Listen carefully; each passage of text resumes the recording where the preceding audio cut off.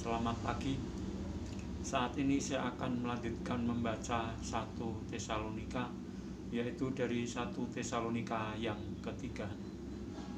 Kabar baik yang dibawa oleh Timotius. Kami tidak dapat tahan lagi, karena itu kami mengambil keputusan untuk tinggal seorang diri di Athena.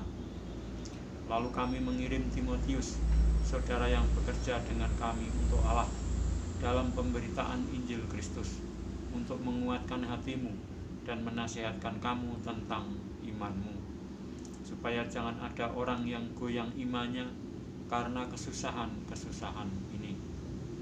Kamu sendiri tahu bahwa kita ditentukan untuk itu, sebab juga waktu kami bersama-sama dengan kamu, telah kami katakan kepada kamu bahwa kita akan mengalami kesusahan.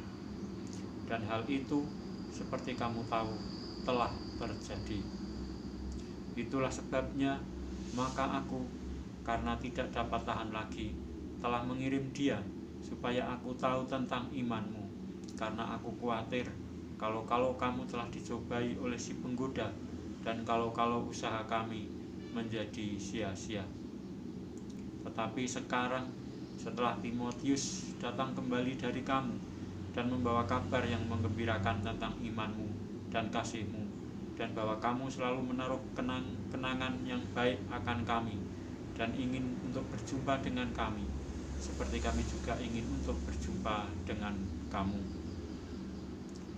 Maka kami juga, saudara-saudara, dalam segala kesesakan dan kesukaran kami menjadi terhibur oleh kamu dan oleh imanmu.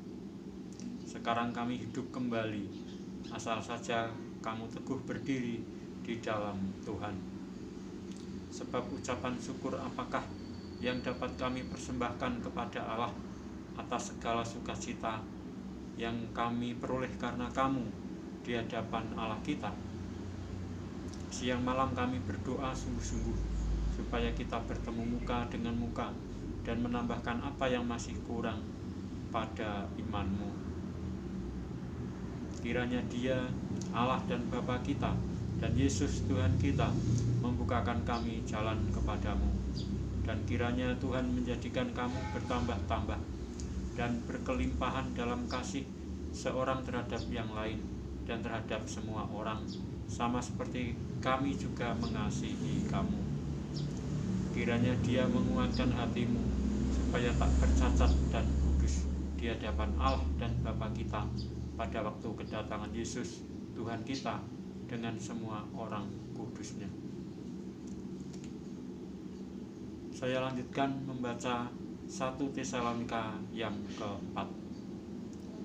Nasihat supaya hidup kudus.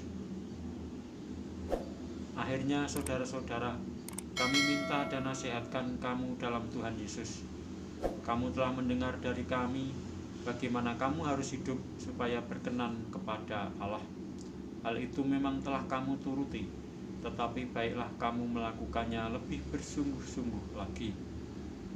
Kamu tahu juga petunjuk-petunjuk mana yang telah kami berikan kepadamu atas nama Tuhan Yesus, karena inilah kehendak Allah, pengudusanmu, yaitu supaya kamu menjauhi percabulan, supaya kamu masing-masing mengambil seorang perempuan menjadi istrimu sendiri dan hidup di dalam pengudusan dan penghormatan, bukan di dalam keinginan hawa nafsu seperti yang dibuat oleh orang-orang yang tidak mengenal Allah.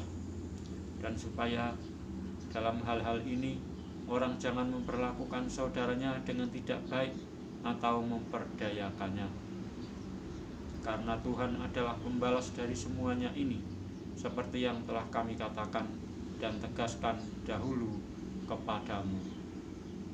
Allah memanggil kita bukan untuk melakukan apa yang cemar, melainkan apa yang kudus. Karena itu, siapa yang menolak ini bukanlah menolak manusia, melainkan menolak Allah yang telah memberikan juga Roh-Nya yang kudus kepada kamu. Tentang kasih persaudaraan tidak perlu dituliskan kepadamu, karena kamu sendiri telah belajar kasih mengasihi dari Allah. Hal itu kamu lakukan juga terhadap semua saudara di seluruh wilayah Makedonia. Tetapi kami menasihati kamu, saudara-saudara, supaya kamu lebih bersungguh-sungguh lagi melakukannya. Dan anggaplah sebagai suatu kehormatan untuk hidup tenang, untuk mengurus persoalan-persoalan sendiri dan bekerja dengan tangan, seperti yang telah kami pesankan kepadamu, sehingga kamu hidup sebagai orang-orang yang sopan di mata orang luar dan tidak bergantung pada mereka. Kedatangan Tuhan. Selanjutnya, kami tidak mau, saudara-saudara, bahwa kamu tidak mengetahui tentang mereka yang meninggal, supaya kamu jangan berduka cita seperti orang-orang lain yang tidak mempunyai pengharapan. Karena jikalau kita percaya bahwa Yesus telah mati dan telah bangkit, maka kita percaya juga bahwa mereka yang telah meninggal dalam Yesus akan dikumpulkan Allah bersama-sama dengan Dia. Ini kami katakan kepadamu dengan firman Tuhan. Kita yang hidup, yang masih tinggal sampai kedatangan Tuhan, sekali-kali tidak akan mendahului mereka yang telah meninggal. Sebab pada waktu tanda diberi, yaitu pada waktu penghulu malaikat berseru dan sangkakala Allah berbunyi, maka Tuhan sendiri akan turun dari surga, dan mereka yang mati dalam Kristus akan lebih dahulu bangkit. Sesudah itu, kita yang hidup, yang masih tinggal, akan diangkat bersama-sama dengan mereka dalam awan menyongsong Tuhan di angkasa. Demikianlah kita akan selama-lamanya bersama-sama dengan Tuhan. Karena itu, hiburkanlah seorang akan yang lain dengan perkataan-perkataan ini. Saya lanjutkan membaca 1 Tesalonika yang terakhir, yaitu 1 Tesalonika yang ke-5. Berjaga-jaga.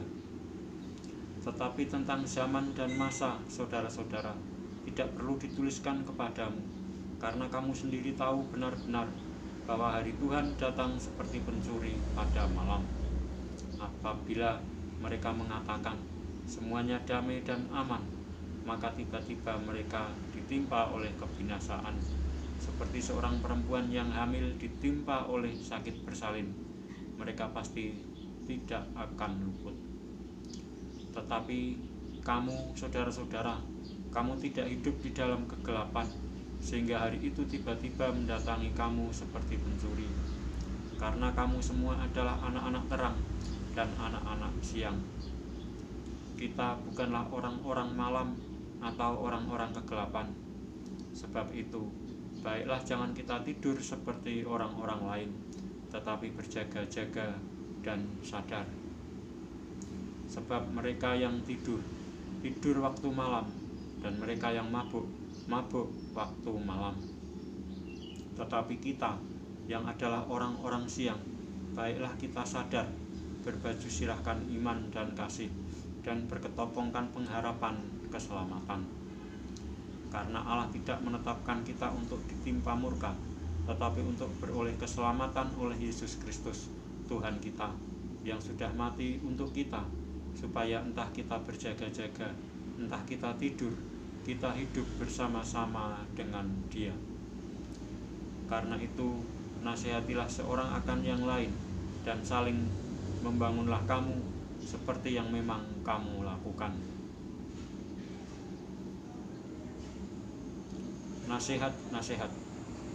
Kami minta kepadamu, saudara-saudara, supaya kamu menghormati mereka yang bekerja keras di antara kamu, yang memimpin kamu dalam Tuhan, dan yang menegur kamu, dan supaya kamu sungguh-sungguh menjunjung mereka dalam kasih karena pekerjaan mereka. Hiduplah selalu dalam damai seorang dengan yang lain. Kami juga menasihati kamu, saudara-saudara, tegurlah mereka yang hidup dengan tidak tertib, hiburlah mereka yang tawar hati, belalah mereka yang lemah, sabarlah terhadap semua orang. Perhatikanlah supaya jangan ada orang yang membalas jahat dengan jahat, tetapi usahakanlah senantiasa yang baik terhadap kamu masing-masing dan terhadap semua orang.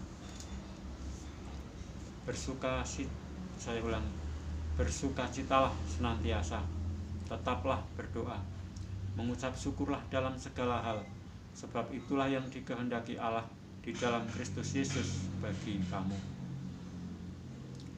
Janganlah padamkan roh, dan jangan anggap rendah nubuat-nubuat. Ujilah segala sesuatu, dan peganglah yang baik. Jauhkanlah dirimu dari segala jenis kejahatan.